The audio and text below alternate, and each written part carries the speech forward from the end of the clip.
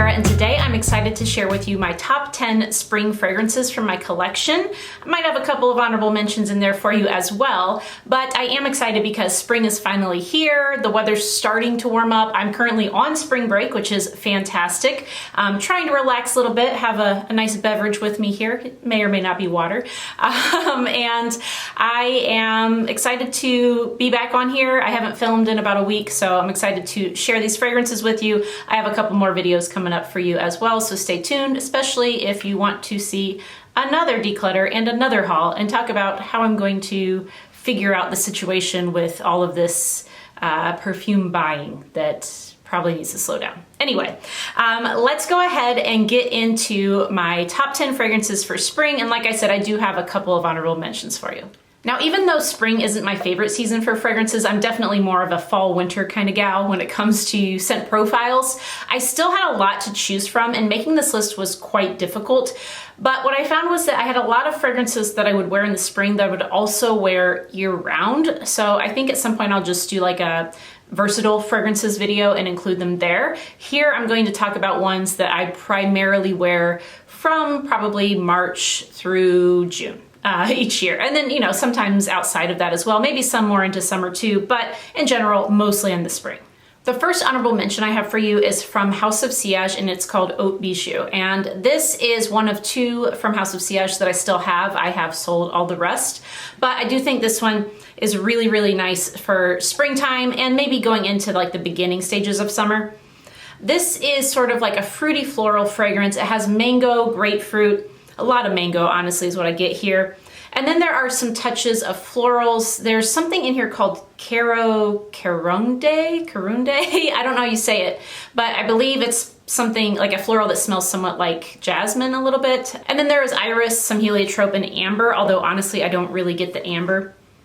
Maybe a tiny bit like once it dries down, but mostly I get the fruity florals. And like I said, there's a lot of mango in here, which is why I do think it can carry over into the summer. The reason why I have it as an honorable mention and it's not actually made the top 10 list is because of the price. I think that this is overpriced. I think that if you can get it for half off, which they seem to be doing a lot nowadays, but if you can get it for half off, then it makes it more worth it. But it's definitely something I'd recommend you sample first. In general, this house as a whole, I think it's overpriced. But if you find ones you like and you really love the presentation, by all means go for it. It's your money, not mine. That's just why it's an honorable mention, because I think that it's not really worth the full price especially. But I do really like Haute Bijoux. That's why it's one of the two that I still have from this house. If you like Parfums de Marly Meliora and you already have it, you don't need this because they're very, very similar. And also, if you're looking for a scent like this, you might also want to check out Meliora and see which of these two you like the most. My next honorable mention is kind of a nostalgic fragrance for me, even though it hasn't been out for that long. This is Byredo Bal D'Afrique. It's been out for a while now, but it smells exactly like a fragrance oil that the Body Shop sold back in the early 2000s.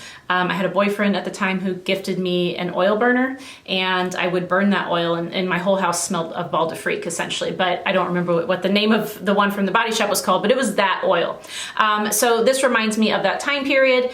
Some really good memories, maybe some not so good ones, but either way, I love the way this smells. So Bal D'Afrique was created by Jerome Epinette, and it's sort of like this woody, musky, kind of fresh type of fragrance, which is why I think it works well in the spring. It has vetiver, musk, bergamot.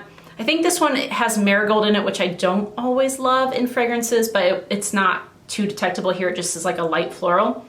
And then I do think this one's supposed to have, again, a touch of amber in the base. I don't get a whole lot of that. I mostly get this fresh, woody kind of fragrance from that, you know, citrus, musk, and vetiver. So Bal D'Afrique, fantastic. Very unisex, by the way. I mean, it's marketed as such, but men and women, I think, equally wear this one. So this is another honorable mention, again, mostly because of the price. I think full price, it's not worth it. I think if you can get it at a good discount, by all means, it's a beautiful fragrance. And for me, it has a very special, like, nostalgic kind of purpose. All right, now we're getting into the real list, and I'm starting off with a cheapie for you. This is from Solinotes, and it's called Fleur de Iris. This is, of course, their iris-centric fragrance. It was created by Eric, oh man, what's his last name? Frackapan? I don't know how you say it. So in addition to the iris, there are some other florals. I think that violet's in here as it's often paired with iris, so that would be my guess. There's also like a greenness like angelica in here. I think there is definitely some musk. It has that sort of clean white musk kind of feel to it, a bit of woods, and I'm sure there's probably something else going on. But in general, it's a really beautiful iris. If you like Prada's infusion to iris, which I've talked about a lot, so I didn't include this on this list, and it's also a very versatile fragrance. But if you like that one, I think you'll like this. Longevity is not like fantastic on it, but this is $20 at Target, so it's good for that price. So not expensive. Occasionally they go on sale, and I think it's a really nice, cheap iris fragrance. So again, that's from Solinotes. It's called Fleur de Iris. In the number 9 spot, I have a beautiful rose fragrance for you. It's from Stella McCartney, and it's just called Stella.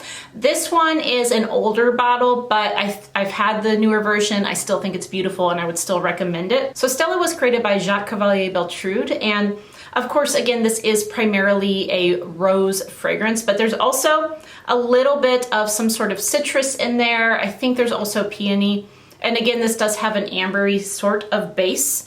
I think it's fantastic. The longevity is not great on this, but it's not super expensive. If you buy even like a larger size bottle, it's not crazy expensive. So it's definitely at a price point that you could reapply throughout the day and not feel too bad about it. I just think it's a beautiful, light, fresh rose that will work really well in the spring.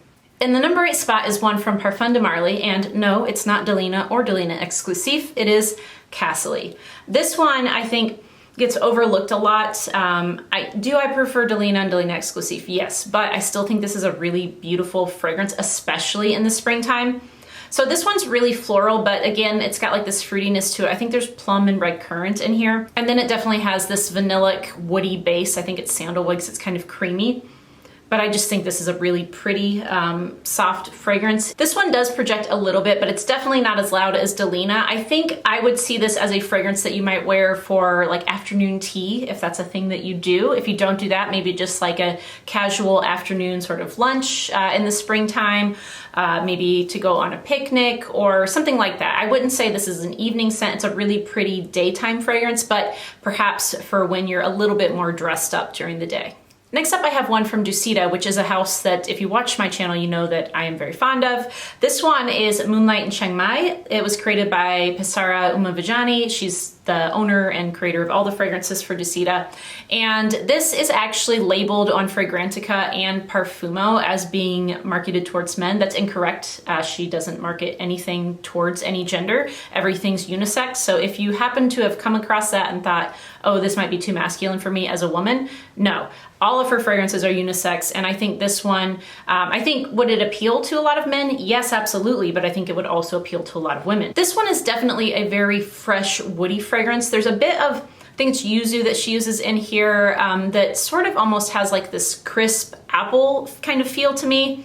But I can definitely see it being yuzu. I think there's teak wood in here. There's some vetiver, I think a little bit of some spice, patchouli, myrrh, something like that. But I get like a little bit of spices, I get a lot of the woodiness, like the teak wood, the vetiver, and then I definitely get that yuzu opening. Some people have compared this to Baccarat Rouge 540, and although I don't really think they smell all that similar, there is this characteristic that they both have. It's probably coming from some of that woodiness, but it sort of like opens your nostrils when you smell them both. I don't know if you have that experience if you've smelled Baccarat Rouge 540, but I have a similar experience here. And there is something in here that does remind me of it, but this goes a little bit of a different direction. This is a little bit fresher. It's not as sweet. Like I said, it doesn't smell really all that similar to me, but it presents itself in a similar way, if that makes sense. So again, that one's called Moonlight in Chiangmai. Really like it. And again, another great unisex option. In the number 6 spot is the first fragrance I thought of when I began preparing this list, and it is from Guerlain. It's Guerlain Florale. This one I think is actually discontinued, but you can still find it out there pretty easily on discount sites. This is created by Thierry Vasseur, of course. I think he does the vast majority of fragrances for Guerlain because he is their in-house perfumer. But anyway, this one is obviously a flanker of Guerlain. So it does have that lavender and vanilla sort of base. But this, of course, has a lot of florals added to it. I do think that there is a little bit of a citrus opening as well. And then it has like a touch, just a slight touch of woodiness in the base, but mostly I get lavender, vanilla, and an assortment of florals. I'm not exactly sure what they are, but I do think it's really pretty. This one and the Intense are my two favorite versions of Mon Guerlain. I also really like Mon Exclusif, but that's incredibly difficult to find.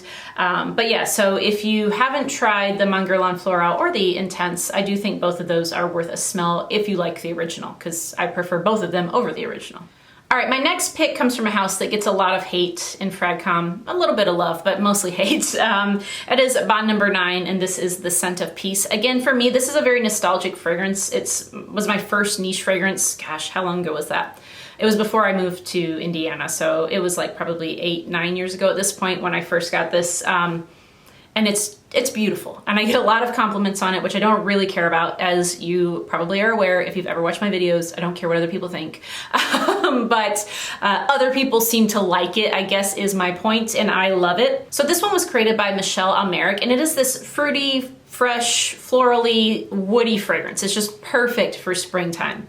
It has grapefruit and blackcurrant for the fruits. I think it's lily that's in here for the floral.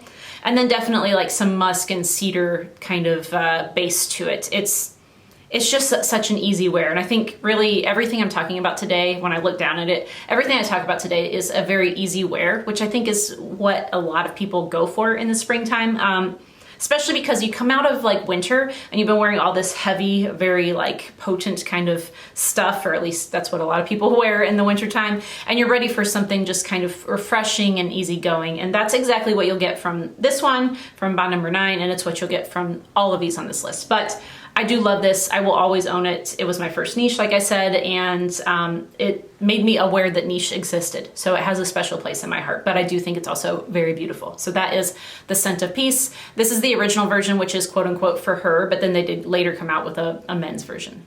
All right, next we have a fragrance that I think is very unique. I don't really have other fragrances that smell a whole lot like this in my collection. I also think it's one of the most beautiful bottles in my collection. It is from MDCI, and it's called Cio Cio San. This is actually inspired by the opera Madama Butterfly, and the character in there is called Cio Cio San. That's her name. So that's what this is named after, and this is again a very light, refreshing fragrance, but it's very unique. So this was created by Cecile Zarokian, who is amazing. A lot of these perfumers are amazing, but I just really like Cecile Zarokian's work. It has a bit of like a cherry blossom peony kind of thing going on with for some florals, but then it has this really crisp like fruitiness to it from, I think it's like yuzu, lychee, maybe grapefruit. And I also get a bit of ginger and musk in here as well. I think maybe there's supposed to be a tea note in here. I'm not sure if it smells a whole lot like tea to me, to be quite honest, but definitely get the florals, that like nice, crisp, juicy, not sweet, but like really crisp and like kind of refreshing fruit to it, and a bit of that musk. So I love it. It's a wonderful fragrance, Cio Cio San from MDCI. It's one of two that I own, but I am definitely interested in trying and potentially acquiring more, even though I don't need to acquire any more fragrances because I have too many and I need to sell a bunch. But that's for another day. In the number 3 spot, I have a little bit more affordable option for you than the last one, and it's kind of been a mix. Some of these have been fairly affordable, some have been kind of pricey, but this one is, I think, around $100 from Sephora. It is Clean Reserve's Radiant Nectar. I love this one. It's the first from Clean that I tried that I really fell in love with. I've tried some others that I liked, but this one, it's fantastic. So this is a pear fragrance. It's like, again, a nice refreshing pear, but there's also ambrette and musk. I think there is some like woodiness to it, probably cedar. And then I think there's a touch of orris root in here as well. There are a few other fragrances I've tried that have like a combination of pear and ambrette that are a little similar to this, but as a whole, especially at the price point and just something that's available, you know, at Sephora, so fairly accessible, I think it's pretty unique, and I think it's very refreshing. It's something that I would wear from spring all the way through summer, and I'm excited to pull this out again because I haven't worn it in a while since it has been cold. But yeah, if you like the notes of pear and ambrette especially, and musk, but especially pear and ambrette, I think you'll really like this. And this is not like a candied pear or like a fake sweet kind of pear note that you get in a lot of designer fragrances. This is a crisp, refreshing pear, not too sweet. So again, perfect for spring and summer. I love it. Check it out. All right, next we're going back up in price point a bit, but I think it is well worth it. This is a beautiful fragrance. It's from Xerjoff's Casamorati line, and this is called Dama Bianca. I don't know who the perfumer is for this one, I'm sorry, but it is fantastic. It's a nice, light, airy vanilla that is really good for spring. I think it can take you into the early stages of summer, but not when it's super hot out, or at least personally, I think I wouldn't wear it when it's super hot out. In addition to the vanilla, there's a note of, I think kumquat is supposed to be in here, which I freaking love that word. I don't know why. I think it's hilarious. But there's kumquat in here. There are some florals. I would guess that, knowing Xerjoff, there's probably iris in here because they do iris very, very well. So I would guess one of the florals that might be in here is iris, but I'm not positive. But then again, I think there's a touch of ambrette. There's like a slight woody muskiness to it that's very clean and refreshing. It's a beautiful scent. So if you do like vanillas and you're looking for something that's not overly sweet, like a softer floral kind of vanilla for summertime or springtime, then check out Dama Bianca. It's beautiful. And I do think, as I've mentioned before, this might make a really nice wedding scent, partially because of the name, but it's also just really beautiful. All right, and now we are to the #1 spot on my list, and this is a fragrance that I have been really in love with lately, and this whole house I've really been digging. It's from the house of Maison, and this one that I have here is called Nuée Bleue. Now, I've tried, I think they have 5 fragrances, or at least there were 5 that I was able to find samples for. And I like them all, which is problematic. But this is the first one that I got, and I think it is my favorite of the 5, even though I really like the others as well. So this was created by Natalie Lorson, another amazing perfumer, one of my favorites. And this is, I love it. This is a beautiful iris and musk scent. And the reason why I would pick this more for spring into summer as opposed to year round is because it has this crisp citrus opening. It has like, I think it's bergamot in here. Could be orange, could be both, could be something else, but some sort of citrus in there. And then there's maybe a tiny touch of florals and a bit of sandalwood in here, I think, or some sort of woodiness. But that combination of the citrus with the iris and musk just makes it really light and happy, and gosh, it's just a wonderful fragrance for spring and summer. I could have put a lot of different iris fragrances in here. I did put one other one that's iris dominant, but I love iris, and you know, I didn't want the whole list to be just iris fragrances. So this is the one that I would pick specifically for spring and summer. And of course the other little iris one that I mentioned earlier. There are other irises that I really love a lot, that I would maybe wear more year round, or maybe when it's a little cooler, but yeah, this is the one I would pick for spring. Nuée Bleue from Maison. Fantastic fragrance. I don't hear people talk about this house. Go and get yourself some samples. They make good fragrances, especially if you like iris. If you like iris, you need to smell the fragrances from Maison because they're amazing. I found my samples from Indigo Perfumery. I think, is it Tiger Lily? I think Tiger Lily might sell samples as well. So check them out. Beautiful, highly recommend. And the price is, it's not bad for niche, and you get a big bottle, as you can see. So I think it's well worth it. All right, so those are my top 10 fragrances for spring 2021, but now I wanna hear from you all. What are some of your favorite fragrances that you're wearing this time of year? If you're in the Northern Hemisphere, if you're in the Southern Hemisphere, what are some of your favorite fall fragrances? But I would love to hear some of your recommendations or things that you really like to wear when the weather's, you know, not too hot, not too cold.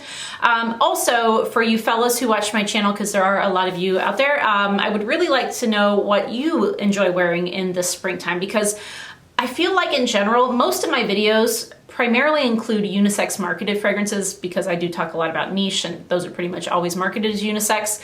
But this list I feel like had more female marketed fragrances than usual. So I would just kind of be curious to hear more options that are more unisex leaning, or I should say marketed as such, or potentially even masculine marketed fragrances. So let me know down in the comments, just out of curiosity. I'd like to see what else is out there. I really appreciate you all watching. Make sure you stay tuned, because I am going to be filming some more videos very soon. Again, I need to do another declutter. I just did one, I know, but I need to do another one. So that will be coming up up soon. I also have another haul, which is why I need to do another declutter. I clearly have a problem, and we're going to talk about that too. And then I just have some other fragrances and things I want to share with you. So stay tuned, be on the lookout for those videos, and thank you as always for watching. I hope you all have a great day, and I hope you're enjoying your spring so far. Take care. Bye.